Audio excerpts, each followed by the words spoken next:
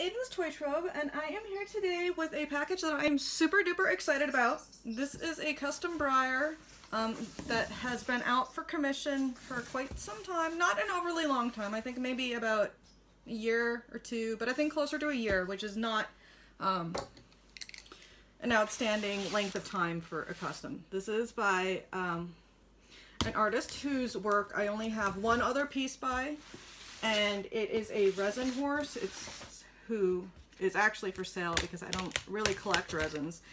So this is a custom Breyer, and it is by probably one of my dream artists, and it is on my favorite Breyer mold. So that should give you a pretty good hint. You can see just how huge this box is. It's filled to the brim with This Is White packing popcorn. So I am going to see how to best get this horse out of here without making a huge popcorn mess. That's always kind of struggle with popcorn. I know that some people prefer popcorn not be used, but I really like it for the protection that it gives to the horse. So here we go.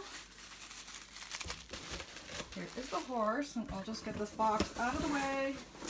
And I need to put it off to the side somewhere where the cat's not going to jump into it and make a huge, ginormous mess. Because I know that is exactly what the cat wants to do.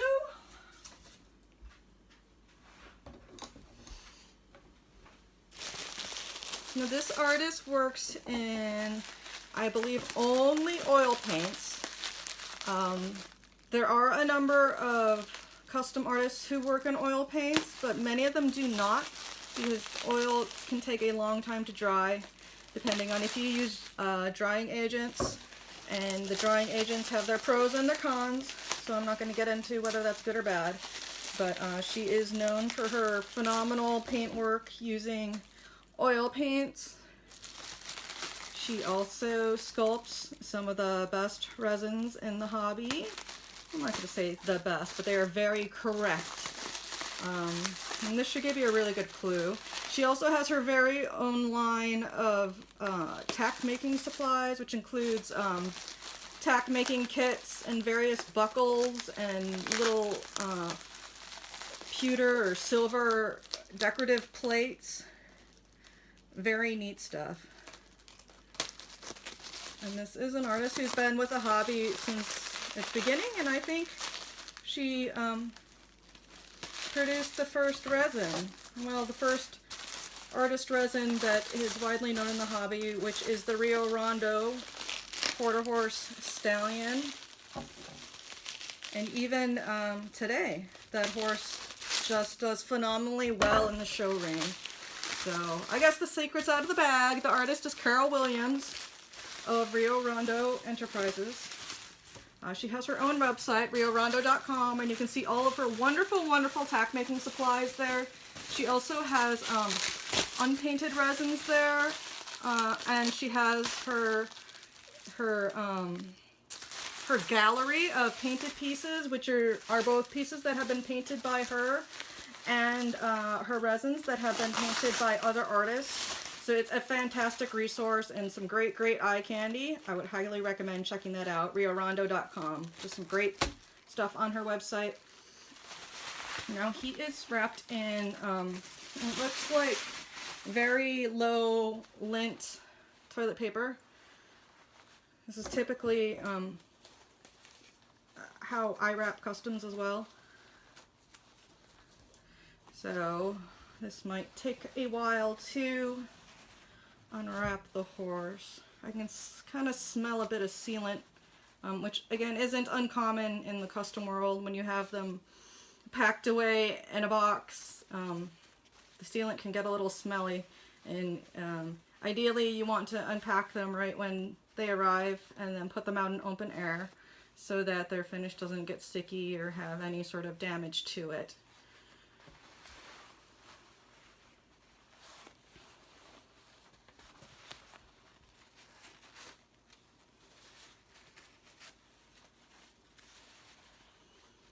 So for those of you that don't know, one of my very favorite breeds is the Andalusian. I have an Andalusian mare of my own. So my very favorite Breyer mold is a Andalusian, and it happens to be one that was released for Breyerfest and then the mold was destroyed. So just getting the original finish model, either in original finish form or just in body condition, can be really hard. I have my own personal stash of them. I think I have about 6 left, and I have, you know, I really need to count, but I think I have maybe 7 or probably more customs on this mold.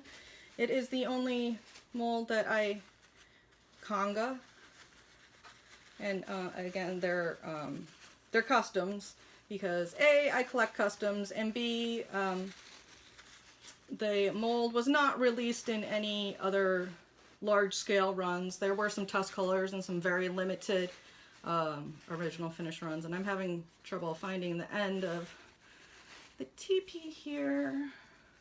And I washed my hands really good before opening this box. I know some people like to wear white gloves, which is probably a really good idea, and I should probably get myself a pair, but I don't have any. But I did wash my hands right before I opened this box to make sure that they were clean.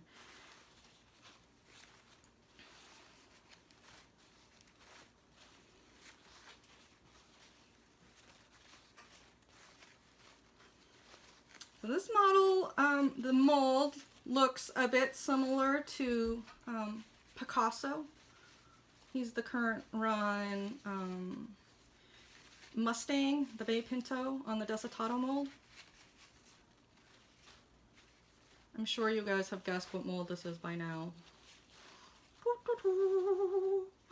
He has shoes. I didn't even ask for shoes. Maybe I did ask for shoes because I actually really like Carol Williams and the her specialized shoes, and they're really pretty.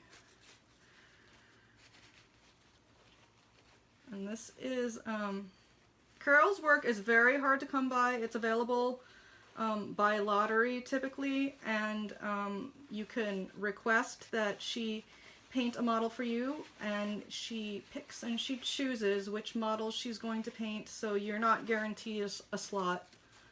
And this is likely the only paint slot that I will be able to obtain from Carol, but I am delighted that she took a custom commission from me, because this is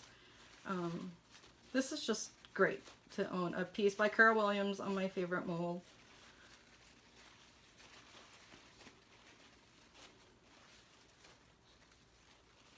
She, like I said, she sometimes has lotteries with, I don't think I've ever seen her offer a custom Breyer, but she does paint some resins, and she will offer them by lottery.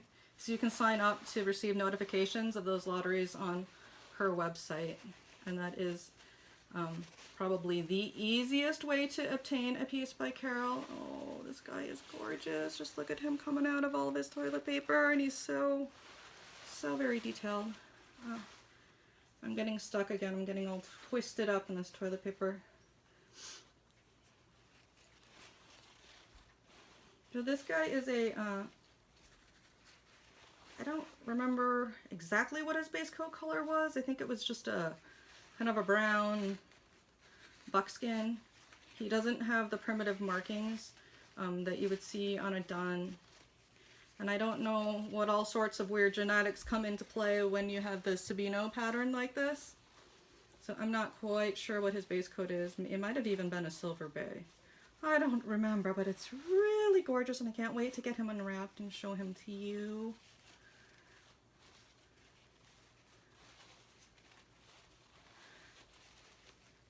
I have seen a number of pieces by Carol who have had the hair by hair detailing work, which I am a huge fan of. So that is what I opted to have done on my commission. This guy is a rather intricate, I don't even know if it's a Sabino. I sent Carol pictures of what I wanted, and she made it happen. We used real horse references. So maybe some of you color experts there can chime in on if this is a Sabino or some other genetics in play. I based this off of a Criollo, which is a Spanish breed. I believe it is from Argentina. Okay, so here we have a magnificent custom Breyer Alborozo by Carol Williams, and let me just get all this toilet paper out of the way, and then I will show him to you.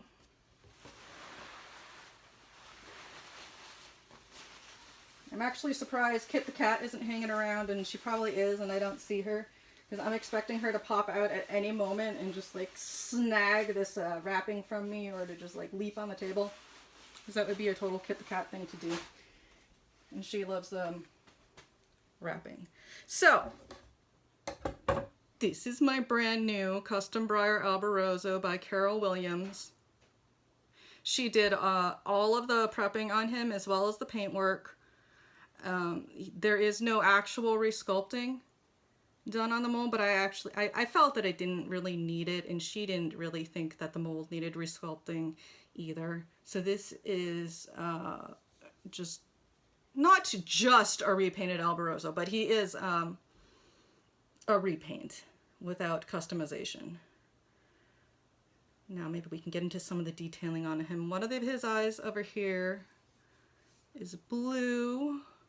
I'm not sure if you can see that on the camera. I probably should have set up the extra lighting, but it's kind of sunny out, so I thought maybe there would be enough light out there. So hopefully this shows up better than it's looking on my phone. And his other eye is brown. And you can see that she did a lot of, I specifically requested these, I call them cat tracks. I don't really know what they are. The lacy little dots in his pattern. I like flashy things, and that was one of the things that I wanted integrated into his pattern. And she also did a beautiful, beautiful job on blending his mane and tail. So his mane and tail, they start with these little guard hairs at the base of his neck, and then they kind of, the color shifts from a white all the way down to almost a black. And I gave her free rein on the mane and the tail, and you can see he has little black tips and black edges to his ears. Oh, he's so pretty. And he's got a little pink muzzle with black spots. This is exactly what I wanted. And I always have a really hard time conveying to artists what I want. So Carol did a really good job, and I also gave her a lot of artistic freedom to do what she wanted with the color. And it always amazes me. I don't think I've ever received a commission that I just wasn't totally blown away by. This guy is exactly as I had envisioned him. So I don't know if you can see it, but at the base of his tail there, he also has those little teeny weeny guard hairs, which come down at white on the top of his tail, up on his dock, and then down towards the bottom of his tail, it turns into a darker black. He also has this really neat lacy Sabino spot with a little bit of pink shading in his armpit, and then moving on over to his flank here, he also has that hair by hair directional growth. I'm not sure if you could see it, but the hair goes like in the little whirling pattern that you would see on a horse's flank. And his other side is pretty similar in pattern, and this spot goes all the way from having the solid white to having the little dots, and then it fades into the little Roni pattern. And again, it moves into the shading, the pink shading like you would see in the armpit. And I'm just now seeing the wonderful, wonderful detailing that she put into his chest. Hopefully you can see the little directional hair growth. If you've ever looked at a real horse, the direction of their hair changes on the front of their chest. And this detailing that Carol did is exactly like you would see on a real horse. He has detailing on his hooves.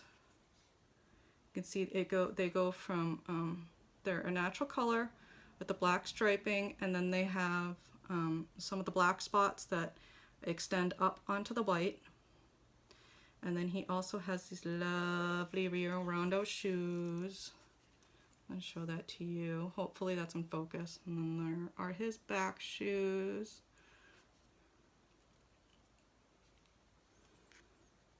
He is just lovely. So I'm looking kind of for a Spanish-y name. If anyone can think of a Spanish-y name, I'm open to suggestions. Oh, and before I forget, I have my original finish Alborozo, or one of my original finish Alborozos. So this was the 2008 Breyer Fest celebration horse, and he's stamped like that on his belly. If you haven't seen an Alborozo in person, he's a modern chalky, which means that his white was painted on. It's not bare plastic. So this is what the original guide looks like. So you can see that no repositioning or resculpting was done, but I'm sure that there was quite a bit of prep work put into him, because he does have seams and little imperfections that would have been cleaned up during the prepping process. So I'll just give you a quick comparison shot between the original Alborozo and the customized Alborozo. And a lot of times people don't realize exactly how much work goes into prepping a horse. You can have all different levels of it, from just like removing the biggest seams and the brand, into just removing every little imperfection in the plastic. Like here, I'll show you. You can see like on this particular Alborozo, he's got kind of some roughness on his face up here, which is something that would be prepped away.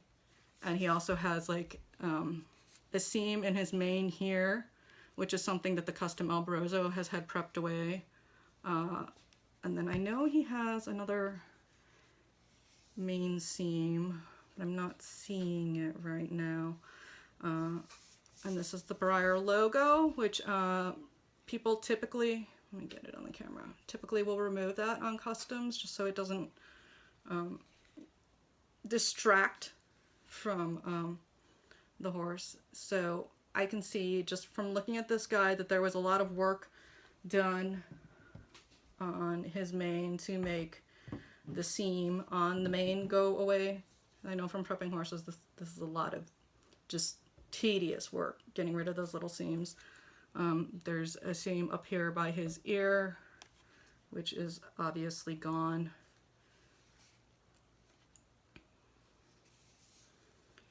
I'm not seeing too many other mold lines on Alborozo. He was actually really nicely done, and I'm not sure what the how molding a disposable one-time use mold worked for Breyer, but he came out really nice.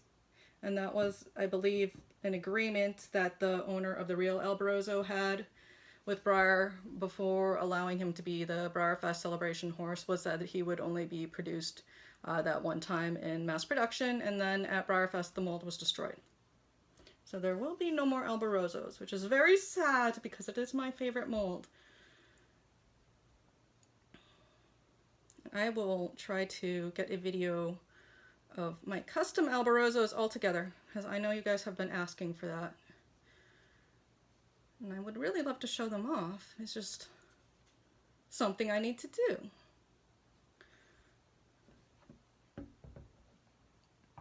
So hopefully you all got a look at my new custom Breyer Alborozo, and hopefully that wasn't too boring. I really like him. Again, I'm looking for names, so any name suggestions would be welcome. And I think that's about it. Thanks for watching.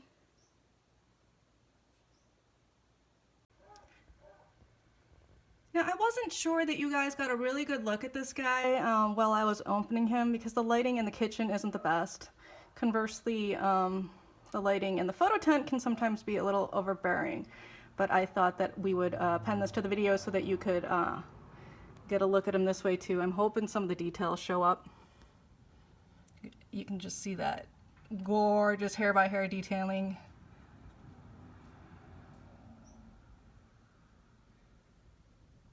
Let me flip him around for you.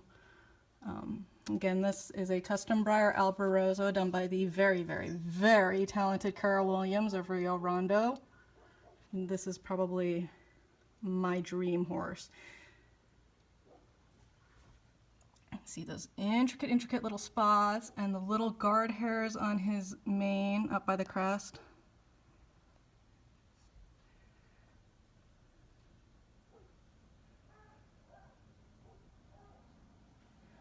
I just wanted to make sure that you guys could see the phenomenal detailing that went into this horse. And his chest. Oh my gosh, his chest. There is a lot going on with the directional growth of the hair on a horse's chest, and it's very hard to do correctly, and this guy is just perfect. And get the cutest little pink muzzle with a black spot top or the front, and then he has one brown eye here. Oh, they're so lifelike. And then he's got one blue eye. And I'm going to try to not make like a whole entire another video of him because I already showed him to you, but I wanted to make sure that you could see some of these little details. Like his shoes, and I don't think I showed you his belly. Check out that belly.